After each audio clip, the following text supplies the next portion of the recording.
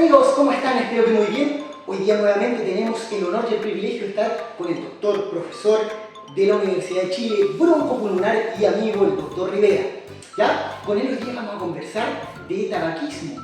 Tabaquismo, ustedes saben que es algo que afecta prácticamente en todas las enfermedades, generando un montón de complicaciones. Y de esto vamos a conversar qué es, cuáles son las estadísticas actuales en Chile, cómo manejarlo.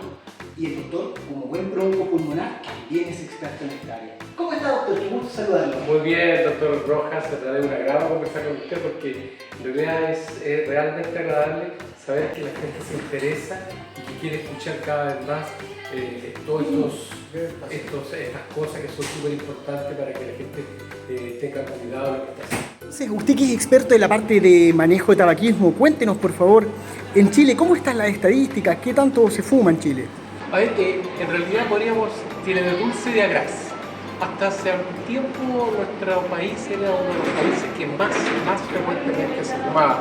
A nivel mundial era uno de los primeros países, a nivel latinoamericano quizás el país que más se fumaba. Según las últimas estadísticas hechas con respecto a la de 10 años atrás, hemos bajado de forma importante. Aproximadamente estamos con un 33% de fumadores en Santiago y en Chile. Eso significa 1 de cada 3 más o menos. ¿Hartos fumadores? Pero antes estaba alrededor del 45%. Ahora, esas cifras engañan porque eso esconde un promedio. Porque si bien es cierto 1 de cada 3 fuma, tenemos cifras que son realmente peligrosas. Primero, nuestros niños empiezan a fumar muy precozmente. Se calcula que la edad de empezar a fumar alrededor de en Chile es alrededor de los 12 años. Pero un porcentaje importante de los niños a los 8 años ya han probado su primer cigarrillo. Por otro lado, nuestras mujeres adolescentes, es decir, niñas de 14 a 18 años, son fumadoras con un porcentaje tremendamente alto comparable con los países que más se fuman en el mundo. Por lo tanto, tenemos prácticamente que a 20 a 30 años plazo probablemente nuestras mujeres van a alcanzar niveles tan riesgosos de cáncer y de enfermedades por cigarrillo, tanto o más que los hombres. ¿Y en estos porcentajes fuman las mismas cantidades, 1 o 2 cigarrillos? Estamos hablando de cajetillas. ¿Cuánto fuma la gente en Chile? A ver, el promedio de cigarrillos aproximadamente entre 7 y 8 cigarros, pero eso es un promedio. Ahora, eso también es un problema que hay que erradicar. O sea, no hay ninguna cantidad de cigarrillos que sea inocua. Eso significa que un cigarrillo hace daño. Evidentemente 10 o 20 hacen mucho más daño. Pero cualquier persona que fume un cigarrillo en los últimos 30 días es una persona que fuma. La gente dice que puede dejar de fumar cuando ellos quieran. ¿Qué opinas tú al respecto de eso? ¿Es tan fácil esa dependencia? Yo siempre me recuerdo la frase de Mark Twain, ¿no es cierto?, que decía, el cigarro es muy fácil de dejar, yo lo dejaba como 1000 veces. El adicto le cuesta dejar de fumar. Y lo que pasa es que el cerebro engaña a la persona y le dice, ¿no es cierto?, que deja de fumar un ratito porque yo te voy a pedir más ratito nuevamente un nuevo cigarro. Porque lo que pasa es que el adicto busca el placer en una primera instancia, es decir, fuma porque la nicotina le llega al cerebro y produce placer, esta cosa tan exquisita que significa aspirar nicotina. Pero en un determinado momento este adicto ya no fuma por placer, sino que busca evitar el displacer, evitar la molestia, que es la sensación de que falta la droga. Entonces ya empieza a ser un esclavo del cigarrillo. Entonces en realidad ya no lo deja cuando quiere, lo deja cuando él no puede fumar, pero sufre una desesperación, mejor dicho, que es, ¿no es cierto?, el síndrome de privación. Él se tiene que levantar en la noche, no puede comer en un restaurante porque tiene que salir a fumar a la terraza, no puede ver una película, ¿no es cierto?, porque tiene que salir en la mitad del cine para fumar un cigarrillo. Y esa persona dice, no, en realidad yo fumo cuando estoy nervioso, fumo cuando estoy desesperado, fumo cuando estoy angustiado, en realidad fumo porque es adicto. Doc, la nicotina debiera llegar al cerebro entre 5 a 7 segundos, pero ¿cuánto dura? ¿Cuánto rato puede estar una persona con dependencia Eso ante el depende un nicotina? poco del umbral de la adicción. Se viene cierto la nicotina entre los 3 a 5 segundos llega al cerebro, al núcleo accumbens, que es el lugar que produce el placer, toda la droga, la anfetamina, la cocaína, el LSD, etc. Es el mismo lugar y es el mismo mecanismo de acción, incluso es más adictivo que la cocaína. Cuando se baja el umbral, y eso depende un poco de la persona, necesita nuevamente tener un nuevo cigarrillo. Por eso hay personas que fuman uno tras otro y hay otros que pueden fumar en forma intermitente. Mucha gente dice, no, si yo fumo los fines de semana, eso es tan adicto como aquel que no fuma, porque aquel que fuma todos los días. ¿Por qué? Si ustedes recuerdan que cuando hablamos de alcoholismo, hablamos del alcoholismo inveterado y el intermitente. Ese intermitente que fuma solo que toma alcohol solamente el fin de semana, viernes, sábado, domingo, ¿no es cierto? Y después no toman toda la semana, es porque la adicción le lleva a tomar alcohol. Es lo mismo en el cigarrillo. Puede ser un fumador que fuma una vez en la noche, todas las noches, si no, no se puede quedar dormido. Es aquel que fuma en la mañana si no puede salir al trabajo. Pero cuidado, hay muchos fumadores, ¿no es cierto?, que son fumadores que se llaman livianos, que la gran mayoría se fuman menos de cigarrillos, que prontamente van a ser adictos y van a necesitar la droga de forma mucho más frecuente. Ya. Yo en general los pacientes que he tenido con tabaquismo les digo, busquen un grupo de personas que los ayuden, un equipo antitabaco, hagan un listado de motivos por los cuales dejar de fumar, pero ¿qué más deberíamos hacer? ¿Cómo enfocamos a alguien que quiera dejar de fumar? Lo primero que hay que hacer es entender que el fumador es un adicto y como todo adicto jamás va a dejar la adicción si no tiene la voluntad de hacerlo. O sea, no sacamos nada, absolutamente nada que obligara a un fumador a dejar de fumar si él no quiere. Ningún adicto lo hace si no tiene primero la voluntad. Ahora, la voluntad por sí solo sirve alrededor de un 3 a 5%. Pero ¿qué más deberíamos hacer? ¿Cómo enfocamos a alguien que quiera dejar de fumar? Lo primero que hay que hacer es entender que el fumador es un adicto. Y como todo adicto jamás va a dejar la adicción si no tiene la voluntad de hacerlo. O sea, no sacamos nada, absolutamente nada que obligara a un fumador a dejar de fumar si él no quiere. Ningún adicto lo hace si no tiene primero la voluntad. Ahora, la voluntad por sí solo sirve alrededor de un 3 a 5%. Es decir, aquellas personas que lo dejan por voluntad es muy escaso, sino que la gran mayoría necesita apoyo. Y este apoyo puede ser apoyo, ¿no es cierto?, tipo psicológico, psicoterapéutico o farmacológico, pero también un rito. Es decir, aquellas personas que se dedican a hacer que la gente deje de fumar necesitan conversar con el individuo, hacerle un apoyo que se llama un apoyo psicoterapéutico, que es cambio cognitivo-conductual, cambio de estilo de vida. Pero además yo tengo la intuición, y eso está aceptado por la literatura, que existe también alrededor del cigarrillo un rito para dejar de fumar, es decir, enseñarle qué cosas debe hacer para dejar de fumar. Mucha gente dice, doctor, a mí el hipnotismo me ayuda a dejar de fumar, a mí la acupuntura me ayuda a dejar de fumar. Desde el punto de vista estadístico no está probado que eso sirva, pero desde el punto de vista de la vida real sirve. ¿Por qué? Porque hay gente que necesita el apoyo de algo, más la voluntad que él tiene, y dejarían de fumar colocándose una lechuga debajo de la almohada, por ejemplo, como secreto de la naturaleza, por decir algo. Es decir, la voluntad es tremendamente importante, pero los fármacos en aquellos adictos, hay un score, que es el score de Fagerstrom, que dice el adicto que tiene más de 6 puntos es aquel que lo más probable es que necesite muchos medicamentos para dejar de fumar. Lamentablemente son muy caros y es muy fácil llegar a ese punto. Por ejemplo, la persona que fuma en la mañana, lo primero que hace al levantarse a fumar, ese tiene 3 puntos. Aquel fuma más de 20 cigarrillos, tiene 3 puntos más, es decir, con esos 2 puntos ya tiene 6 puntos que lo transforman en un adicto tremendamente difícil de tratar solo con la voluntad. En muchos pacientes uno utiliza fármacos que lleguen a los mismos núcleos de la accumbens y que ocupen los mismos neurotransmisores. Me recuerdo usar el bupropión.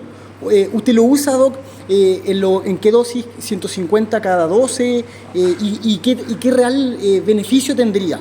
Lo que hace el bupropión en la práctica es bloquear el apoyo, la llegada de la nicotina al núcleo accumbens. Pero en general es un antidepresivo también, porque los pacientes fumadores, cuando dejan de fumar, generalmente sufren ansiedad, sufren hambre, sufren una serie de estímulos que le obligan a buscar algo.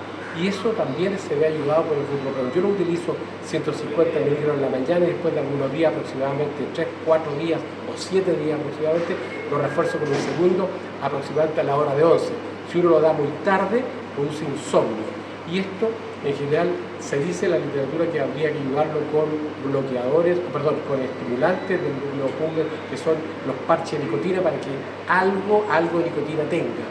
Pero en realidad hay discusión al respecto, pero puede apoyarse con chicle de nicotina, con con aspirados de nicotina o con parches de nicotina. Lamentablemente en nuestro país son muy escasos porque no sé por qué se prohibió de alguna manera y la importación sale muy cara. Pero hay otro medicamento que es la vareniclina, el activo Champix, que también tiene una alta eficacia para dejar de fumar. Lamentablemente hay una cosa extraña que ocurrió, que el laboratorio se auto, ¿no es cierto?, denunció que sus productos tenían una molécula que podría producir cáncer. El porcentaje de cáncer que podría producir el Champix o las alteraciones que podría producir son infinitamente menores de lo que produce el cigarrillo. Y no hay que olvidar que el Champix o cualquier medicamento se utiliza aproximadamente 3 a 6 meses con un alto rendimiento, y el cigarrillo, un fumador, es prácticamente toda la vida, o hasta que se muera o hasta que se enferme y no pueda fumar. Doc, respecto al reemplazo de nicotina, acá en Chile yo he visto igual que usen chicles o estas pastillas de nicotina. ¿Son efectivas? ¿Siempre es mejor usarlo con un antidepresivo a lo que queremos apoyar a los pacientes? O sea, si uno revisa los últimos artículos, la terapia de reemplazo de nicotina en un sujeto que quiere desjugar puede ser tremendamente efectiva. El chicle que se utiliza no es como un chicle en realidad, lo que se hace es masticarlo 2 o 3 veces y guardárselo en el interior de la mejilla hasta que nuevamente tengan esta sensación, esta gana de fumar, que dura aproximadamente 15 a 20 minutos. Masticarlo y después frotarlo después de 15 a 20 minutos, y se puede usar varios chicles al día. Es tremendamente caro, pero es bastante efectivo. Pero muy efectivo también son los parches de nicotina, que hay de distintos miligramos. Ahí están los parches de nicotinel TTTS y otros que tienen eficacia 24 horas y se colocan generalmente en la zona pectoral, en la zona posterior o en los brazos. Y eso produce un nivel de nicotina que es siempre mucho más bajo que un cigarrillo, evita el pic de nicotina, pero también le impide al paciente tener esta sensación de disconfort por falta de nicotina. Doc, y para ubicarlo a usted o a otro colega que quieran pacientes apoyarse en el manejo del tabaquismo, ¿dónde podrían ubicarlo? A ver, no me gusta hacer propaganda sobre mí mismo, pero en realidad todos ustedes saben que yo trabajo en el Hospital Clínico Universidad de Chile, Clínica de Ávila, y también tengo consulta en la Santa María, en el Centro Médico de la Dehesa. En esos 3 lugares atiendo, pero hay un montón de gente. Y es súper importante, no es imprescindible que sea un médico, sino que cualquier persona de salud debe usar terapia antitabaco, porque terapia antitabaco no significa necesariamente fármaco, puede ser la consejería breve, este mensaje corto que se da en cualquier consulta dermatológica, traumatológica, o cuando alguien pregunta por alguna patología, cualquier especialista, de aconsejar dejar de fumar. 2, 3 palabras, 30 segundos, 45 segundos, eso es prácticamente gratuito, entre comillas, y tiene un porcentaje no despreciable, que si bien es cierto bajo, con respecto a costo-beneficio es tremendamente alto. Es decir, médico, internista, broncopulmonario o cualquier profesional de salud que se dedique. Ahora, yo tampoco estoy muy de acuerdo en estos lugares que cobran una tremenda cantidad de dinero para hacer dejar de fumar, que en realidad son inalcanzables. O pensar que los medicamentos para dejar de fumar también son caros, porque aquí en Chile nos falta algo. Nosotros hicimos como país una ley antitabaco tremendamente buena, pero con un tremendo déficit, que es la ayuda a los que quieren dejar de fumar. Hay estadísticas que muestran que el grandes fumadores, un porcentaje importantísimo, le gustaría o querría dejar de fumar, pero no puede. Y eso necesita la ayuda. Debe haber un auge antitabaco. Ya hay algunos pilotos en Santiago, me parece, pero falta eso, porque acorralamos a los fumadores, los tratamos de delincuentes, los retamos. Sería como retar a un hipertenso o un diabético, pero no les ofrecemos ayuda. Entonces yo creo que nos falta eso.